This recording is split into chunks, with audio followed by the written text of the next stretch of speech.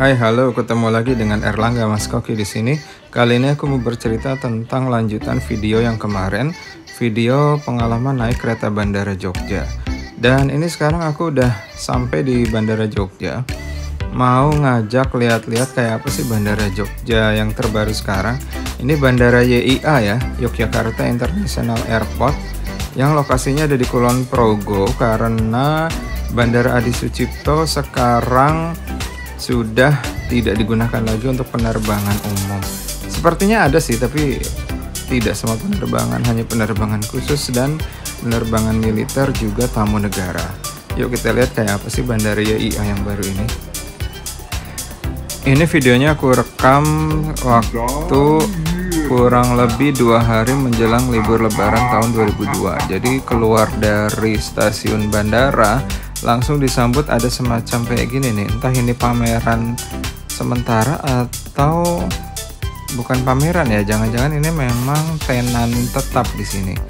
Yang pasti seru karena tadi ada dinosaurus, anak-anak bisa main-main di situ, dan kayaknya kemarin aku lihat banyak anak-anak bukan mau naik pesawat tapi memang diajak orang tuanya wisata naik kereta bandara dan wisata di sekitaran bandara tadi, lihat dinosaurus dan lain-lain.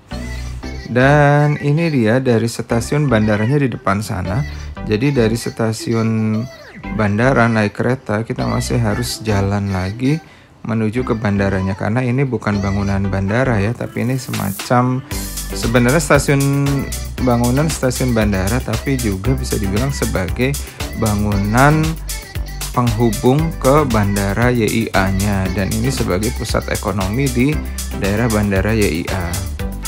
Oh iya, perjalanannya lumayan jauh ya dari stasiun bandara menuju bandara terminal tempat kita naik pesawat.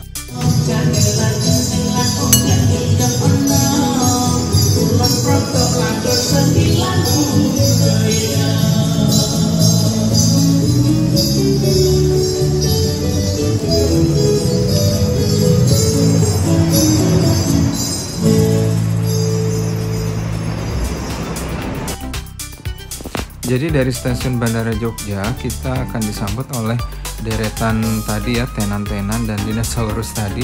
Kemudian kita jalan aja lurus ngikutin alur, dan kemudian kita akan menemukan eskalator, kemudian naik melalui eskalator ini, dan disitulah Bandara YIA.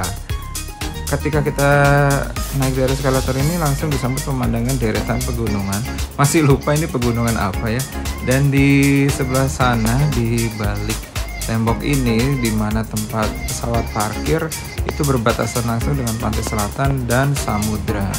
Jadi ini daerahnya bagus sih, unik sebenarnya karena langsung diapit oleh gunung dan pantai sekaligus. Kemarin waktu kesana masih dalam kondisi pandemi ya, walaupun sudah mulai landai, tapi kan peraturan protokol kesehatan dan perjalanan masih tetap dibatasi dan diatur, sehingga saat masuk ke dalam bandara YIA ini agak sedih sih karena sepi, kosong, padahal bandaranya besar loh. Dan terutama juga karena pintu penerbangan luar negeri masih ditutup, jadi benar-benar kasihan, bandaranya terasa sepi, kosong, dan kita nunggunya kan lumayan lama ya, waktu itu ada jeda 2 jam. Jadinya ngantuk karena saking sepinya ini bandara. Tapi secara umum bandaranya ini bagus dan layak memang menjadi bandara internasional. Apalagi nanti kalau penerbangan internasional sudah dibuka di sini, kayaknya bakalan rame lah ini.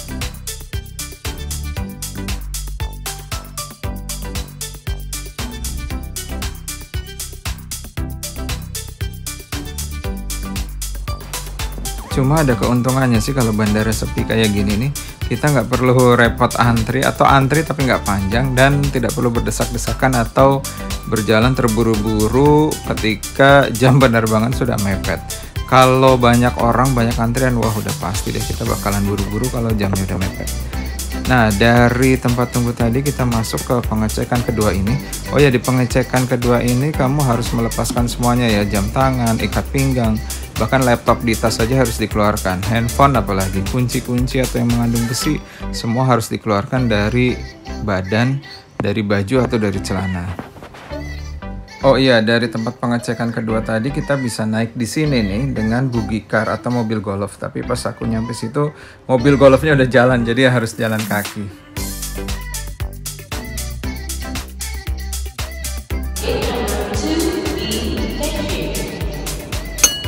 Nuwun kawigatosipun para panumpang Batiken kanthi nomor penerbangan IJ637 Dhaka, Jakarta, diwarnai bidang pesawat yang orang nomor kali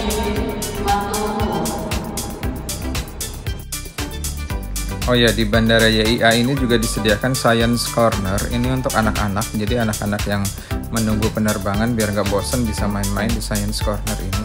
Sepertinya gratis. Kemarin waktu aku kesana sih nggak ada yang jaga sama sekali, dan mainan juga banyak yang ditutup atau tidak difungsikan, mungkin karena pandemi ya.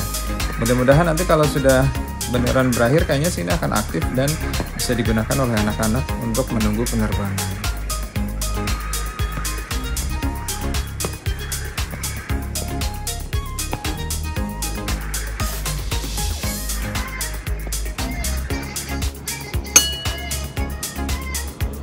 Penempatan patung seni di bandara kayak gini di dekat ruang tunggu atau terminal ini mirip kayak bandara Thailand yang pernah aku kunjungi dulu. Pas di pintu masuk atau di dekat area terminal tunggu ini ada patung raksasanya, tapi itu patung budaya Thailand ya. Kali ini patungnya bagus banget nih, patung dari Jogja yang menggambarkan mengenai tarian berbentuk atau tarian dengan gerakan manuver pesawat. Namanya Tarian Kinjeng Wesi alias capung besi.